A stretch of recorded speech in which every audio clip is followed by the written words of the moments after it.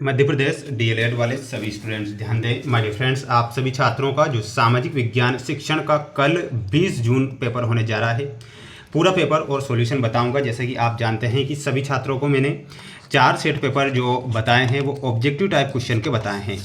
अब जो कुछ क्वेश्चन बच रहे हैं 2, 3 और 4 नंबर वाले क्वेश्चन, उनका सॉल्यूशन मैं लेकर आ चुका हूं। जैसे कि मैंने आपसे पिछले वीडियो में वादा किया था कि आपको सभी पेपर बताऊंगा। सभी स्टूडेंट्स को ध्यान से इन क्वेश्चन को देखना है, अच्छे से याद करना है, जिससे कि आप एग्ज़ाम में अच्छे नंबर प्राप्त कर सकें। प्यारे विद्यार्थियों, क्वेश्चन अगर आप छोड़ते हैं तो इसका नुकसान आपको रिजल्ट में देखने को मिलेगा, इसलिए ये नुकसान ना करें।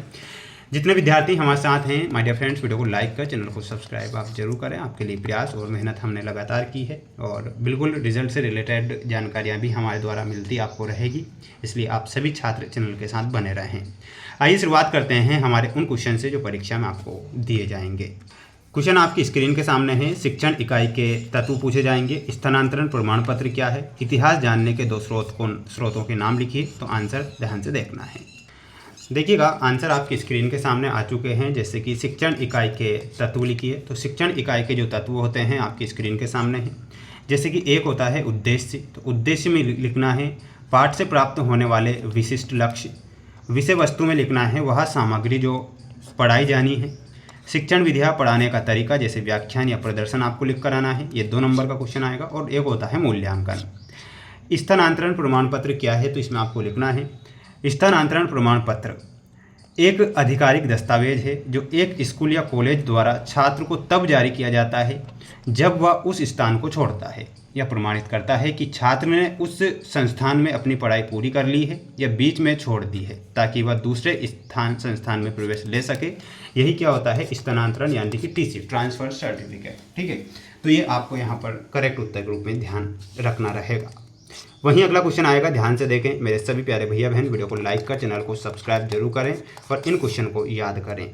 इतिहास जानने के 2 स्रोतों के नाम हमें लिखना था। एक होता है पुरातात्विक स्रोत, एक होता है साहित्यिक स्रोत। तो ये दोनों स्रोत आपको लिख कर कराना है। इतिहास जानने के ये 2 स्रोत हो जाएंगे।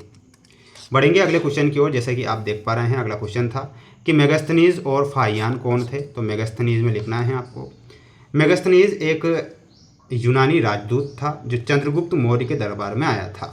उसने क्या किया? इंडिका नामक प्रसिद्ध पुस्तक की रचना की थी। फाहियान में लिखना है यह एक चीनी बौद्ध भिक्षु था जो चंद्रगुप्त द्वितीय विक्रमादित्य के शासनकाल के दौरान भारत की यात्रा पर आया हुआ था। तो ये आपको यहाँ पर लिखना रहेगा। अब हम बढ़ेंगे हमारे अगले क्वेश्चन की ओर। माय डियर फ्रेंड्स, जैसा कि आप देख पा रहे हैं, अगला क्वेश्चन आपकी स्क्रीन के सामने है। बचपन बचाओ आंदोलन और इसके बाद में जो ये सारे क्वेश्चन हैं ध्यान से देखना है, प्रोजेक्ट विधि और उन सभी के आंसर।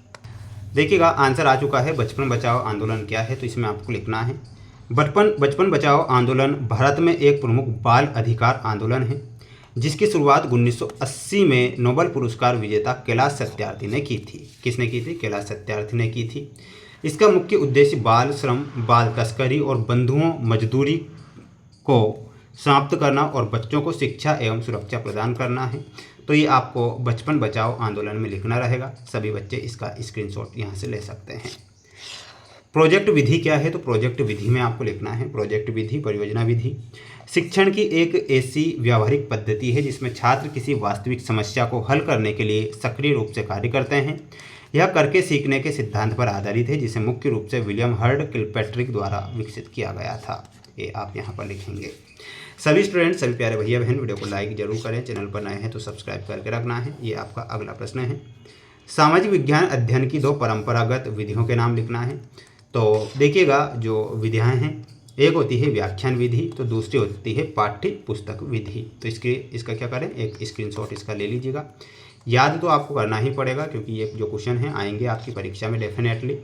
जैसा कि ये 3 नंबर में आपकी स्क्रीन के सामने प्रश्न आए हुए हैं। कारण क्या है? स्पष्ट हमें करना है। बाल श्रम के रोकने के उपाय, प्रत्यक्षीकरण की विकास, अवधारणा निर्माण की विधियाँ।